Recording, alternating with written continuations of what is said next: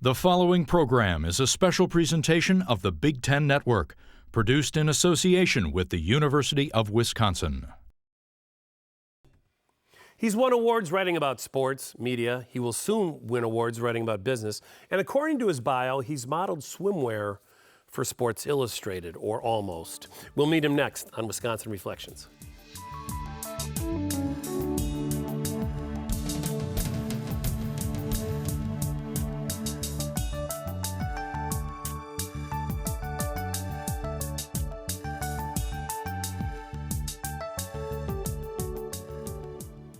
He is the very model of a modern journalist. He's evocative, provocative, concise, and prolific across multiple media and editorial platforms, plus he can flat out write, something he's done for some of the largest and most prestigious newspapers of his generation. His career has taken him across the globe and back home to his city of Chicago, and now to the campus of his alma mater, where he chairs the Journalism Board of Visitors at the University of Wisconsin. From the Chicago Tribune, Phil Rosenthal. Philly, welcome back to campus. It's a pleasure to be here. With full disclosure, you and I have worked together in the past on the Sports Writers on TV, which was on the air in Chicago for many years. Yes. Where are the cigars? We should have them. We should have them. First of all, let's start with the business you're in. Personally, my opinion, not fluffery, puffery, I think you've done as good a job of transitioning to the modern model of print journalism as could possibly be done. Compare the business you're in now with the business you went into when you graduated from J School in Wisconsin back in the mid-'80s. Well, in the mid-'80s, news came to you when the news people wanted it to come to you. Right. It aired at a certain time on television, and on radio it came up at the top of the hour. And your newspaper hit your doorstep, probably around 6 in the morning, and in the afternoon maybe around 4. I was actually a paper boy. So Yeah. So maybe 6:30. But that has completely changed. News now comes to you as it comes to you. And we were starting to see that in the mid-'80s. I mean, in the mid-'80s, you were starting to see a little bit of, the 24-hour news with CNN and, what now is it's news on demand, and as it happens. And the control's been ceded to the consumer of the news. It does. In a lot of ways it has. There are two different kinds of news today, and I think this is what's going to be critical going forward if you hope to continue the news business as a business. There's the kind of information that everybody has, and almost everybody gets it as it happens. The clearest place to see it is in sports. Mm-hmm. A game happens, everyone kind of watches the game, they know what happens, they get the score, and they have the stats and everything as it comes and occurs. Unless in sports you can own the rights to the telecast and make money on that, but you can't make a lot of money on that like information. The Big Ten Network. Exactly. To name one. But you can't, if you're just giving them that information, you're not going to get very far. You can't sell it. Everybody's got it, and they get it immediately. What you can perhaps sell is the other thing. It's what I would call proprietary news, which is stuff with a bit of analysis, unique analysis, unique information, in-depth reporting, a voice of a columnist or a perspective, something more forward-looking. The fact of having been there, rather than experiencing it via the tube. Although there are fewer people covering beats. But what I'm talking about is that raw information, which a lot of newspapers and a lot of TV was in the mid-'80s, you can't really do that anymore because everyone gets that on their phone as it happens. What you can't get is how, a columnist, context, a depth to it. I mean, even now, history. Think about it. Once you never heard from the players except when they showed up on the newscasts, or to some degree on SportsCenter or in the newspaper. Now they televise the press conferences live, and the interview sessions, and the athletes tweet. So there is the control is with the consumer, but if the news people want to have some control of it, then they've got to deliver something unique, and that's harder when everybody has access to the pool. What hasn't changed? I think the basics, the facts. I was going to say facts. Credibility, integrity, these are the things that will elevate you from somebody just writing something at home off the TV and putting it out there.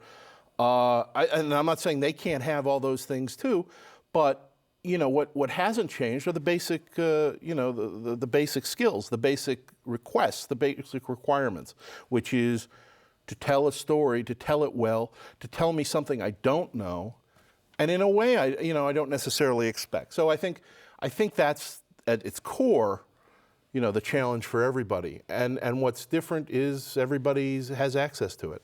Has the web made it easier to write for you? Access to data has been improved. It's a mix. I was always very good at finding data. I knew how to work. One of the things I got here, I learned how to use reference materials and records and all that as well as anybody. I can now do it without even getting up from my desk, right. Which is new. On the other hand, I'm not saying for me personally it's different, but if you wanted to, if you worked at a newspaper, for example, you could sit back and say, oh, there's something in an out-of-town paper. I bet the people here don't know about that. I'll put my own spin on it and put it out there. Can't do that. They have the same access to that information you do, and get it maybe before, maybe see it before you do. So it is incumbent on you to do more reporting and more. What I'm talking about, to try and make it proprietary, to make it your own, to make it unique and distinct. I would also argue, and not to lead the question or the answer, please. but I think you're a great example of being proficient on multiple platforms of journalism. You do radio, you do print, you did television. You're a source for interviews all the time. I think good print journalists now have to be more than print journalists. Well, I think you have to be. I mean, the phrase that you often hear is platform agnostic. Right. I think, there are a lot of different places to tell stories, and there are a lot of different ways to tell stories, and the basic journalism doesn't change, but the way you get that information to people, since they have a lot of choices on how they get it, and they have a lot of things that they may favor over the other, you have to be able to move from one to the other. And I think it helps you. Look, if you're a journalist, in the end, you just want to be able to do your work and tell the story and get the information out there. And if you want to do that, you can't be too particular about how you do it. You want to, you're going to get to people where you can get to them. I've always felt print journalists had the most credibility because they hang around the story the longest. Anyone that you came into, and print journalists are not afraid to lean forward, if you will, sometimes during question answering. Anyone that you ever butted heads with in the locker room or at a press conference? Memorable, stick out? I'm trying to think. I mean, look, you always at some point rub people the wrong way. Heck, when I was a student here, I was doing some reporting for the Cap Times and some stringing for the wire services, and I think a little youthful exuberance and the willingness to not worrying about, well, are they going to like me? Are they going to talk to me later? You can do a lot of pressure. Any names? Yeah, Steve Yoder would never like me. The basketball coach here. Dave McClain didn't like me much. Bill Cofield was not a fan. The story I always heard, and I don't know that it was. I wasn't there. This is what I was told. Rob Zaleski, who was the Cap Times. He was a sports editor, and he had me sort of dogging the basketball team. And at the end of the season, Yoder addressed the AP sports editors for the state. And he spent a part of the speech talking about how the local press didn't stand up for the team, and they were upset about that. And afterward, he and Rob Zaleski got into it. And Yoder said, if this was such a big story, why'd you have some 19-year-old kid writing about it? And Rob Zaleski, bless him, as the story goes, says, you don't seem to have any problem with teenagers doing your work for you. Oh! So I think, you do that sometimes. I think that people would be surprised at how sometimes adversarial those locker room interviews get. Yeah, although now they're privy to it because they're broadcasting it. A lot of them, I think. And the rants. The thing that's great about sports, and you miss this when you go to other beats, is that it's the only time when people have to talk to you whether they want to or not. Right. I mean, any other field, they can often duck you. And they've got 12 people massaging the message before they come out. And it's hard to do that. We're in that locker room right after. I mean, one of the reasons, I know there can be arguments one way or another on whether locker rooms should be open, and there's a private part to a locker room that you're never going to see, and so I don't know that a lot of the arguments hold water, but part of it is you get a fresh perspective as it happens. There's adrenaline. And you get a certain amount of accountability and honesty that I think we would do well to have in other aspects. I agree. I mean, I would love to see after a big vote in the Senate, if everybody had to sit in front of their desk and get drilled with questions instead of running to the Senate elevator. Yeah. When we come back, I want some more memories about the beats you covered during the Badgers in the 80s, and then compare it to where the Badger sports programs are now. And I also want to talk to you a little bit about the new beat that you're covering for the Trib, and that's business. You just did a great piece on Steve Jobs, and I want to talk about that. So stay with us. We're in Madison. This is Phil Rosenthal, and we'll be right back.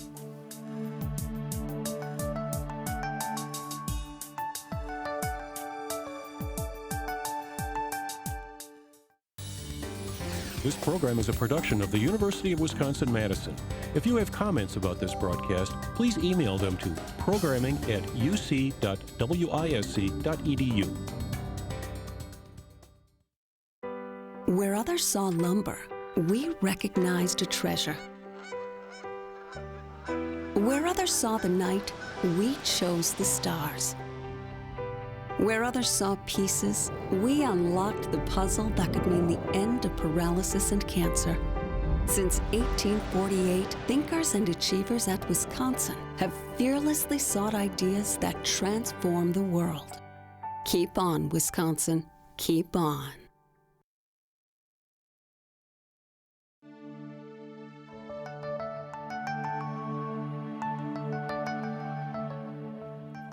Hey, we're back in Madison. This is Phil Rosenthal, UW J School grad, now business columnist for the Chicago Tribune, although he was a sports columnist for the Sun-Times. You were out in L.A. at the L.A. Times for Daily News. For 8 years?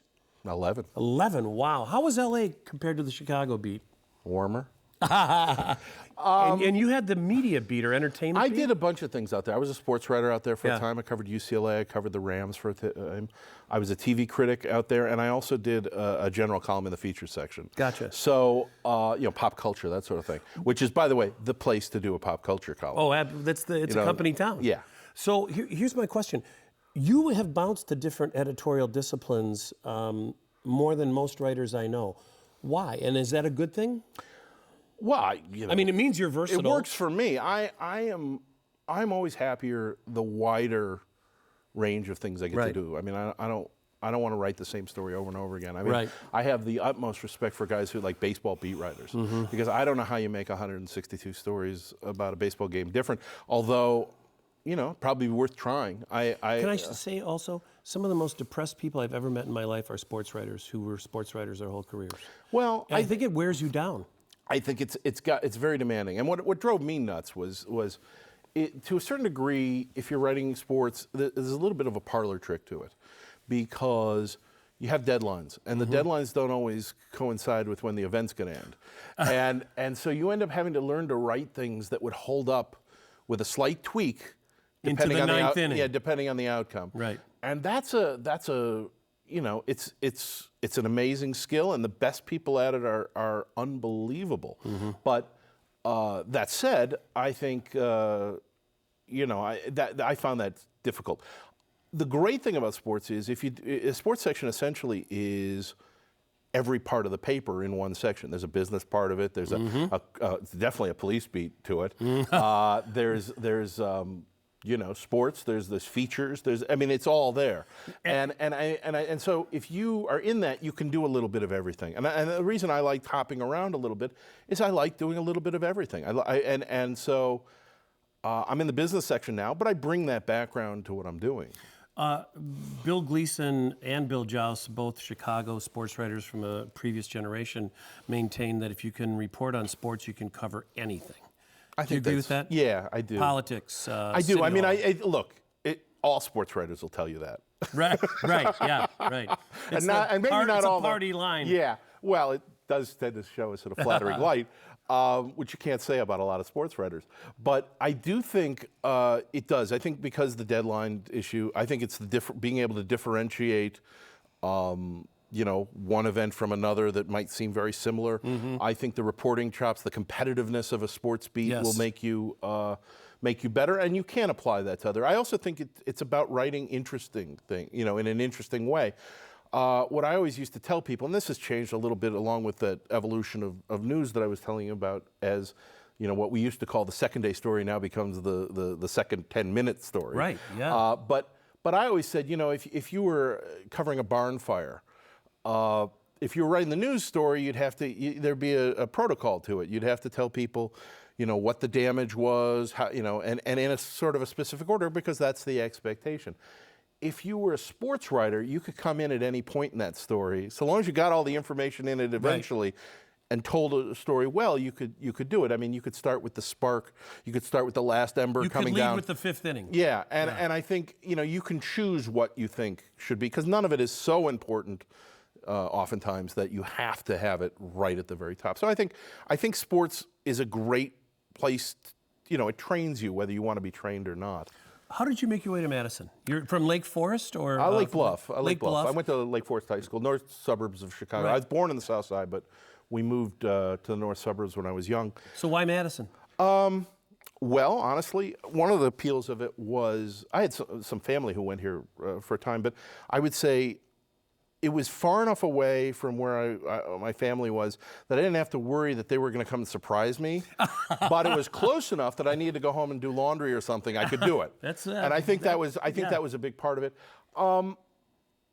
I probably didn't give it enough thought at the time, but I knew enough about Wisconsin that I knew I wanted a Big Ten school. I wanted with some major sports because I was interested in that. They had a good journalism school. They had a good history department. Really, they're pretty good across the board. Right. And I thought, well, this would be an interesting place to go. Every winter I would have that debate, though, as you're climbing up, Bascom Hill. Every winter you just have that debate of why am I not somewhere warm? Right. But, it melted enough, and soon, this place looks like a summer camp with the lakes and the trees and the... How would you characterize your experience as an undergrad? Well, I always joked that some of my professors... I always joked that some of my professors would say would be surprised to learn I was a full-time student. I think I don't know that I fully appreciated this place when I was here, because I was working all through college. I worked for the Cap Times all through school, and so a lot of and being a journalism major, I meant I kind of could do that through osmosis. I didn't have to work as hard at some of that as I might have. On the other hand, it's a liberal arts education, so I spent a lot of time. The time I was devoting to schoolwork, I spent on subjects I didn't know anything about. So, the things that I kind of remember in that regard would be like plants and man. Limnology? Well, I didn't take limnology, but I took meteorology. Okay, there you go. And I took geology. So, I took things that were, the history and the literature and that sort of thing. And that... So for your igneous and your I do know my igneous. Yes, I do. Good. And sedentary, which is often my case. But no, I thought, as I was just saying, the experience was... what I loved about it also was I loved Madison. Madison is, in my mind, and you lived here and you've had the opportunity to live other places. It plays about 10 times its size. Yeah. Because it has blue collar, it has high tech, it has the government, it has the college. It actually now has diversity too, which it didn't. It was starting to have a little bit of it in places. But the thing is, and it had the culture because of all these things. Right. University playing a chief role in that. So you could go to other places that weren't as big and weren't as navigatable. Right. And not have all those benefits, and I thought that was one of the. Looking back, that was one of the things. We had two newspapers two daily newspapers in the city, two on campus, and so it was a good news environment. It's an intellectually interesting community. There's no question about it, both on campus and off campus. And something, the libraries were full. Although the bars were also full, so which isn't a bad thing. Which I think is the right balance to strike. When we come back, I'm going to want your opinion on, I think, a journalistic idea that came out of Madison right after you were here that has changed the viewpoint on network news and how people consume it. And Phil already knows who it is and what it is. We'll be right back. We're in Madison. Phil Rosenthal, Chicago Tribune.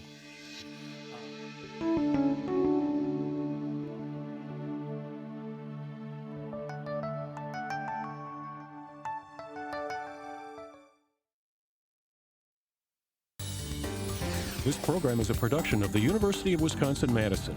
If you have comments about this broadcast, please email them to programming@uc.wisc.edu. Story, which is Hey, we're back. Phil Rosenthal from the Chicago Tribune, just up the road to Madison, where you are sit in as a guest lecturer on occasion for Len Shapiro, and you're the chairman of the Journalism School Board of Visitors. Before we go any further, you posed for a Sports Illustrated swimsuit. Here's what happened. I was out in L.A., and I was writing that general column. And I get this phone call. Not that you wouldn't look great in a suit. Well, this is what it came down to. I got a pitch, and they said, "Would you like to talk to Vendela, who is the model, sure, right. the cover girl term of art at that time?" So, Vendela was the big deal then. And I said, I can't really see that column. How many times can you say, "You sure are pretty"? I mean, that would not be much of a column. So I said, look, if I think of something to do, I'll get back to you. So I come up with this idea, and it cracks me up. So I call them, and I figure they're never going to do it, but crack them up. And they said, "We'll never do it." But everyone on the food chain kept. They hadn't heard a good, fresh idea. Got to the top of the food chain, and the head of the whoever was handling this thing said, "That's funny. Let's do it." And so that's how Vendela and I went out to buy me a swimsuit. And I went and modeled swimsuits for Vendela with a photographer in tow. And she was pretty funny. I mean, she would say things, I would go out with you. And I said, "Yeah, really? When?" He goes, "Well, I said, "What are you doing this weekend?" "Well, I'm kind of busy. How about next weekend?" Okay, fine. We know where we stand now. But, it was a fun story. And, the pictures, I apologized for many years to the people whose breakfasts I ruined. But I alluded to, I think, a journalistic phenomenon that started in Madison that has had a profound effect on the way America views media, and I'm talking about The Onion. Yeah. And the UW students who started that and really nurtured it for a long time in Madison. And would have loved to have been part of that. And it was right after you. Yeah, right? yeah, it was. I knew, you'd come back to campus and you'd see some of these people. It was a brilliantly executed thing. The time was right. The moment was right, and it's just flat out funny. And it spawned Jon Stewart and Colbert and an attitude about the news. It did. It was as much a commentary. In fact, it was probably in some ways it was more a commentary on media than it was on events. But it was. I mean, we're doing this right around the time of the 10th anniversary of 9/11, and that first issue in New York. It wasn't that it was so brilliantly funny. It was that it hit all those emotions. Right. It was this sort of slow release valve that, I got to admit. And also the candor. Having worked in Chicago at the time, when some of you were there, I always found Dahl and Meyer's work on WLS radio and WLUP radio, the candor, even though it made you uncomfortable, The Onion does the same thing. There's no artifice. It takes you in behind it. The thing with Steve Dahl and Gary Meyer, the thing with Howard Stern, the thing with a lot of these guys is it's another generation of comedy. It takes you inside. Right. It lets you know that there is a management there. It lets you know that there's no. It's not magic in the box. But that's part of the funny. They're letting you. Penn and Teller. They're letting you in on the trick. Yep. And it doesn't lessen the trick. It makes you appreciate it all the more. But it's smarter. It makes you feel like you're on something. You're in on something. And I think that's really important. And I think in talking about how things changed, I think you can't, write in a vacuum. You can't report in a vacuum. And, because every time you do, there's going to be someone like Jon Stewart to put a little pin in it and blow it up. 2 minutes left. We can't have you back on campus. As we tape this, the college football season is getting underway. There are high hopes for the Badgers while the Ohio State and Michigan programs are foundering. What's your perspective? They're going to have Ohio State out on the road with vests cleaning up. Yeah. I think there's some punishments in story there. What's your take on the Badgers? I know you still keep an eye on them. I do keep an eye on them. Like everybody else, I think everyone's looking to that Big Ten opener with Nebraska. And that will be the litmus test. The season will either be, oh boy, we got a great season ahead of us still, or whatever it is, you're playing for the next tier. And I think that's. With the new playoff system and all that, it's the reality, But it's good to get that up front. You can build to it. You can work toward it. I just worry also that there's a letdown afterward. After being here in the 80s, did you ever think you'd see the Badgers win a Big Ten basketball Well, that's championship? just it. I remember, they played in that, it wasn't even a Fieldhouse? very good high school gym, the UW Fieldhouse, and you'd stare at that pennant from 1941, that lonely pennant from the NCAA title, and so the idea. But I never conceived that they would have. I never thought they'd be a contender like this, but I never thought they'd play in this arena. I mean, this is a major league arena. Well, I'm glad they're doing it so that you can say with pride that you're a Badger alum down in Chicago, because that's not always an easy thing to be. It's a lot easier than you think. Used to be? Yeah, I mean, look, if you're a Badger, you walk around strutting whether you have any reason to or not. Well, you have plenty of reason to strut. Thanks for joining us. Phil Rosenthal, Chicago Tribune, thanks for joining us on Wisconsin. See you next time. Thanks.